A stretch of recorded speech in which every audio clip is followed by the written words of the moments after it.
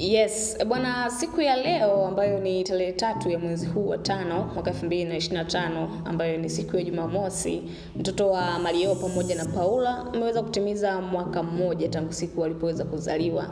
Kwa hiyo leo bwana anatimiza mwaka mmoja, na mtoto huyu bwana kila mtu anamfahamu kwa jina la Amara, na ndilo jina lake ambalo ameweza kupewa na wazazi wake. Sasa kitu ambacho kimeibua hisia kwa shabiki na fans wa Paula pamoja na Mario. Sasa watu wengi kama unakumbuka walikuwa wanatamani kujua huyu mtoto anafananaje, huyu mtoto yupoje, aidha anafanana na bibi mtu au anafanana na P-Funk Majani au anafanana na Mario, whatever. Walikuwa wanahitaji kujua, na wamekuwa wakimficha siku nyingi sana tangu alipozaliwa. Kwa hiyo mwaka mzima, takriban mwaka mzima walikuwa wakimficha Amara, uso wake asijulikane, na pindi ambapo Mario alipokuwa anajaribu kuulizwa alikuwa anasema kwamba Paula bado hajakubali au hajaridhia mtoto huyu aonekane. Sasa siku ya leo Kajala yenyewe kupitia ukurasa wake wa Instagram ambaye ni bibi mtu ameweza kushare na sisi picha hizi, lakini pia ameshare na baadhi na sisi clip za mtoto huyu ambao walikuwa wakimrekodi lakini walikuwa hawaweki public. Sasa wameamua kuweka public. Sasa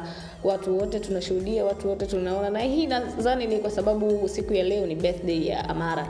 Hivyo sasa wameweka hivyo. Sasa kupitia ukurasa wake wa Instagram, Kajala Frida ameweka hivyo, akaandika kwamba mwaka mmoja wa furaha ya kweli moyoni mwangu. Leo tunasherehekea zawadi kubwa kutoka kwa Mungu. Mjukuu wangu wa kwanza, ulipozaliwa ulinifanya bibi mwenye moyo mpya uliojaa upendo wa kipekee.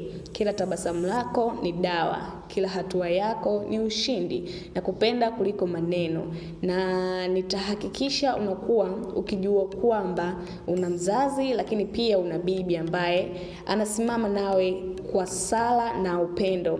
Happy 50th birthday my precious grandbaby. May God light your path, protect your soul and fill your life with joy and purpose. Umeleta maana mpya kwenye jina la familia. Bibi yako atakupenda milele.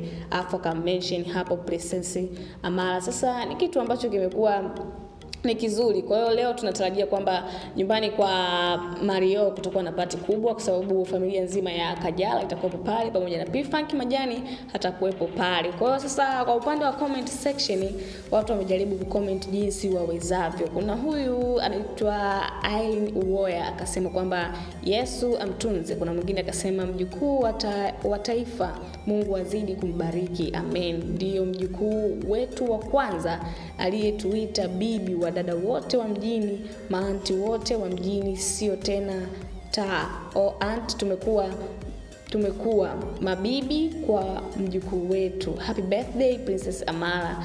Mabibi wote wa Tanzania tunakupenda sana. Akaja Kajala Frida akafurahi akacheka.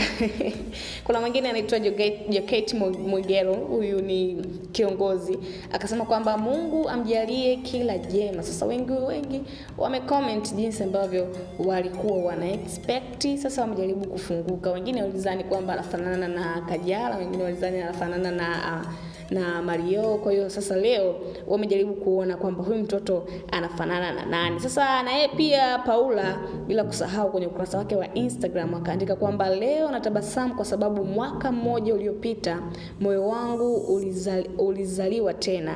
Wewe ni mtoto wangu wa kwanza, zawadi ya maisha yangu na sababu ya kila maombi yangu.